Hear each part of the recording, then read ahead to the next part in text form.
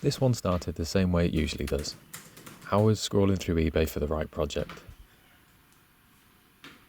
This unassuming little SR125 popped up.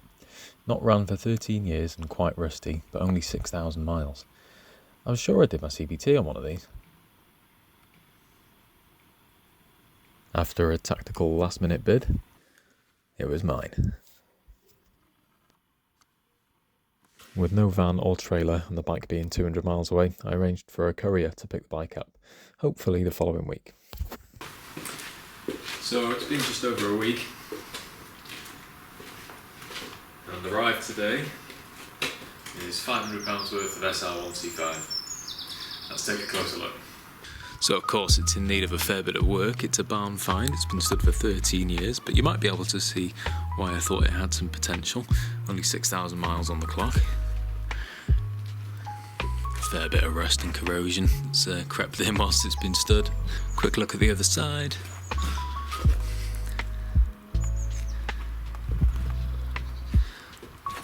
Definitely some work to be done, but it could be worse.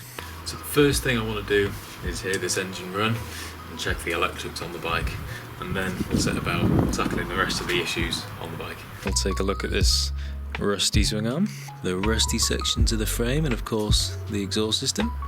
We'll sort the rust out on the rims, change the tyres and tubes, have a look at the brakes, make sure they're working okay, probably replace the seals. Then we'll tackle the aesthetics like corrosion on the chrome,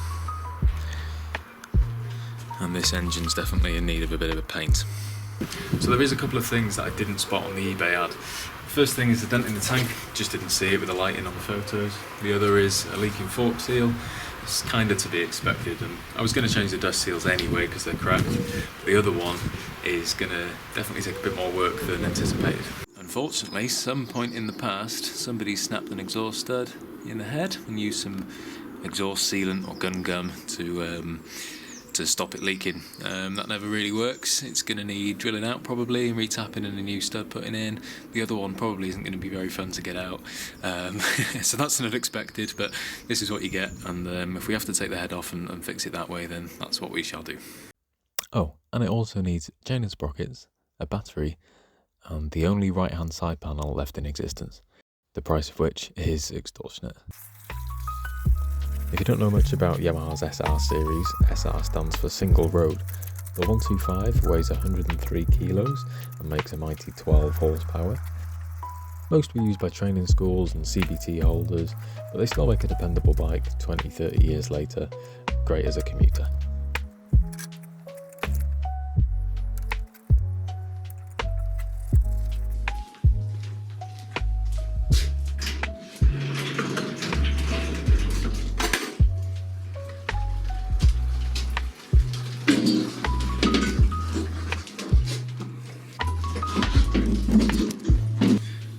So it's been a couple of weeks, I've got a battery now. It's been a few weeks because life gets in the way and rusty Yamahas don't come first.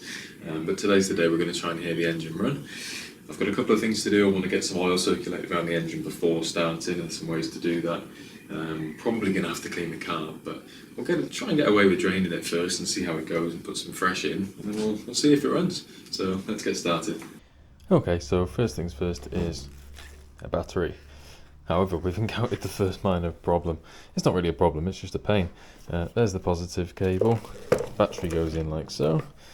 But if you follow me around to the other side,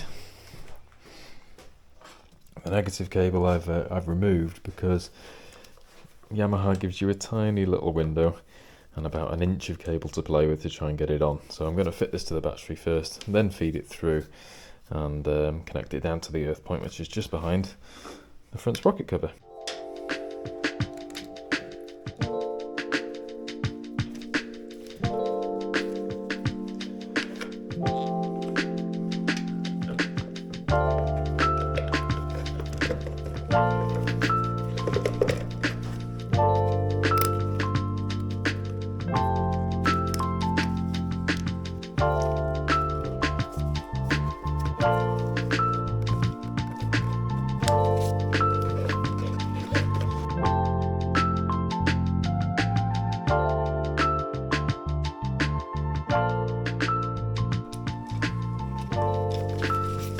There we go.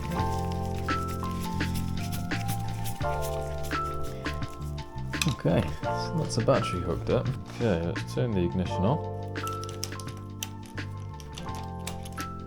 Oh, we've got a neutral light. I'll just lower it. I've got a horn. We might not have lights until the engine's running. Oh no, we've got a brake light too. Front and rear. Oh my god. We've got indicators.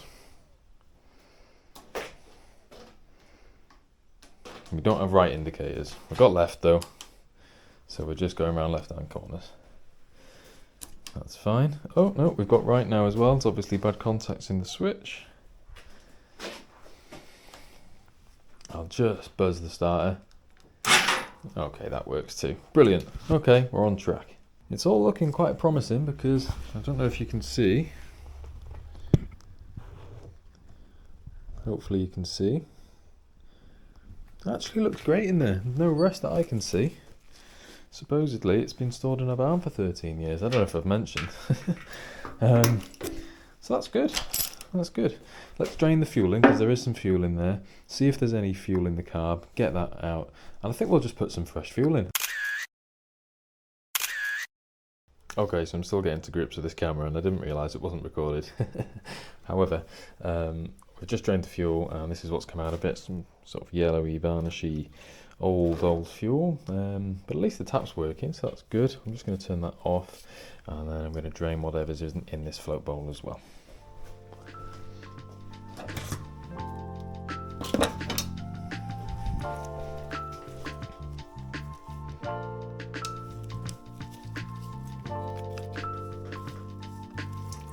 And there is some in the float bowl as well. And that looks even worse, but at least it's moving.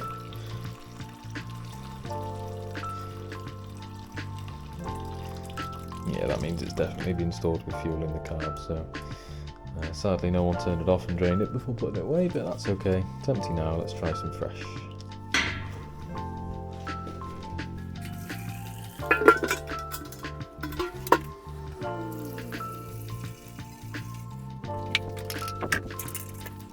But I'm not going to turn the tap on again just yet. I want to leave the carb dry because I want to turn the engine over with the plug out just to get some oil around. Okay, back up in the air. Let's take this plug out.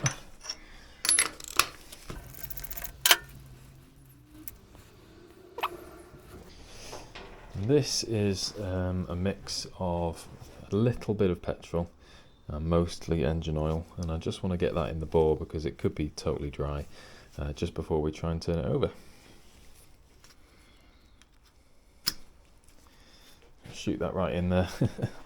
It's only going to come back, any excess is only going to come back out again when we try and turn it over without the plug in it. Just make sure that it's not bone dry in there. And a little bit of petrol is just to help dissipate the engine oil rather than it all sticking in one place. Okay, let's try. I'll take this, put this plug cap up here out the way, and let's try and turn it over.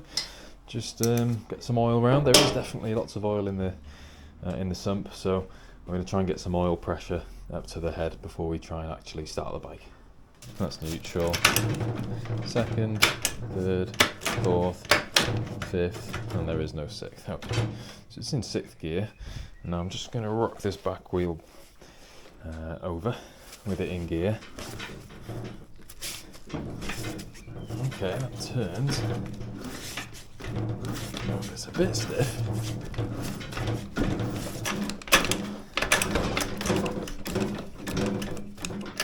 Okay, we're back in neutral.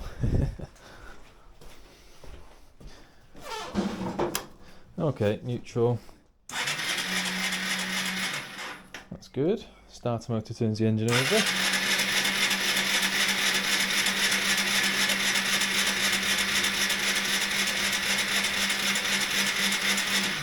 Okay, let's not burn the starter motor out.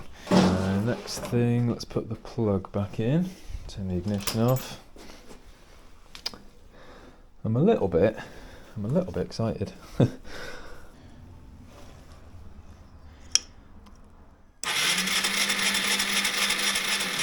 hope you can see that.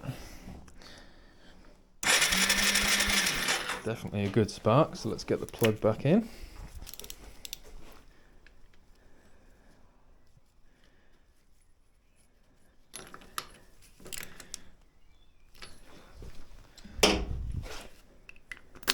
let's turn the tap on. Well, there's nothing left to do really, but start the bike. We've got fuel, we've got spark. Haven't really checked for compression, but I'm not going to check unless it doesn't start. So let's do it. Might crank for a bit first. Oh, let's put choke on actually. Choke, there you are.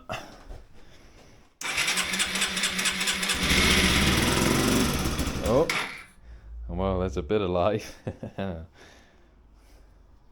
again. Go on little SR125. Whee! Try and knock it off, choke. No, I'm not surprised it won't idle. It runs. Maybe off choke this time. Let's try and give it a rev.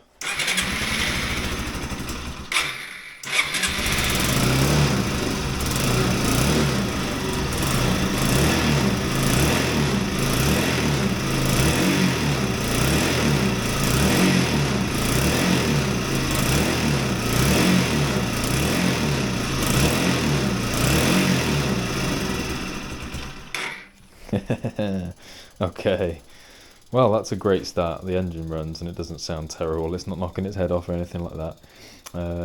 That's not run for a long time, so I'm quite pleased. What I'm going to do is leave it ticking over for a bit, see if it'll idle. Oh no, actually that's a problem. That's a problem. Did you see that? Fuel's coming out the float bowl, so let's turn that off. That means that the float needle valve's sticking potentially. Okay, so there's definitely some carb work to be done, but it runs. Okay, so it runs. That's brilliant. The engine doesn't sound too bad, and all it took was some fresh fuel to get it running as well. Now, we did just spot that the carb was leaking some fuel, and that actually leaked a couple of times with gaps in between. So it's probably the float needle valve that's stuck. I'm going to have to order a carb kit because I didn't want to idle either. So that's the next job really, is get the carb off. Let's put a new kit in there, clean it all out.